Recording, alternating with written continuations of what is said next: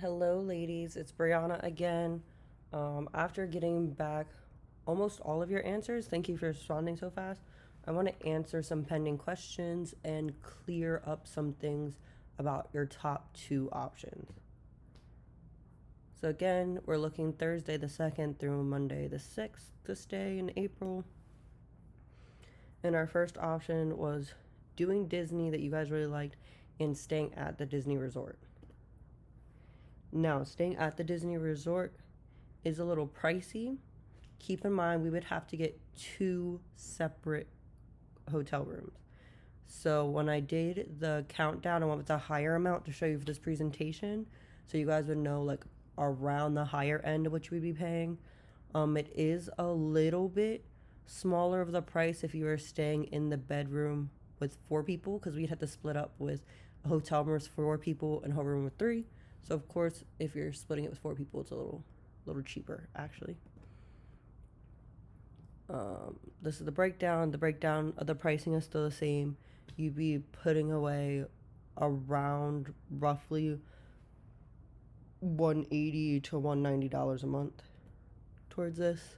Some pros and cons of this option is if you stay at the Disney resorts, you know how much the cost is from jump, because getting the Disney resort hotels allows you to also buy the park tickets at the same time. That's required. So you know how much your park tickets are going to be, you know how much your hotel is going to be. You don't have to stress about any increasing pricing there. Addition, transportation to and from Disney parks from this particular resort is free. Me and Kiera actually stayed there last year we went, and it's very convenient. They have like a boat and a bus that takes you to each individual Disney park directly from the hotel, which is very convenient. Um, and then also, you do have access to the hotel pool that is here. It is an outside pool, and there's also a bar at the hotel pool that you have access to as well. You do have to pay for the food and drinks at the bar, but you have access with it with your hotel membership. Okay. The cons is that this is more money up front that you have to save, and that will most likely be eating at the Disney parks. So you'll have to budget to eat there at the high food places. But I do know with Disney that you can book almost a year in advance reservations at dinner places. So we can also tell you, once we fully decide what we're doing, how much you can budget away for that as well when I put together the final budget for everyone.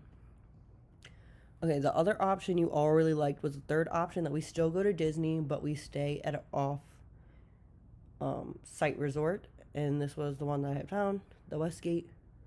So the pricing for the Westgate is still the same. This is a much cheaper option up front. In this particular villa, it is a 2-bedroom villa, but it's almost like a little apartment style. So all 7 of us could stay in the same room, which lowers the pricing. So that would be around $100 a month that everyone would put away.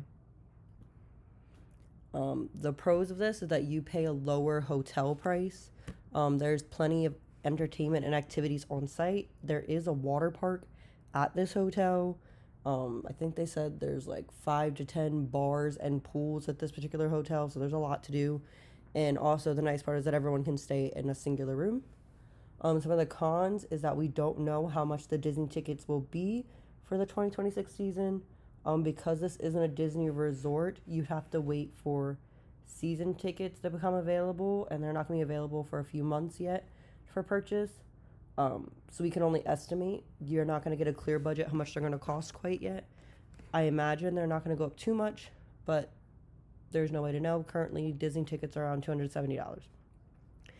Also, if we stay off-site, we're going to be paying way more money for Uber fees.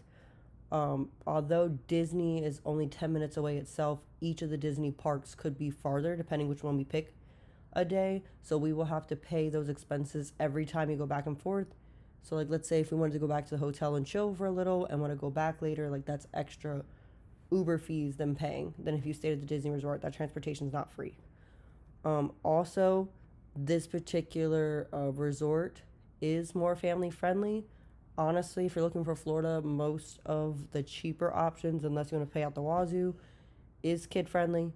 even if we stay at the Disney parks, there'll be kids. But with this being a water park, you can expect a lot more families with young kids. And then also, we'll still most likely eat at Disney parks, so you'll still have to keep in mind into the budget the food prices for eating at Disney.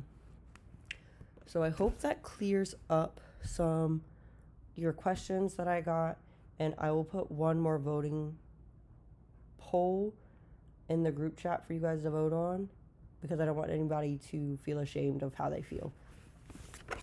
Thank you.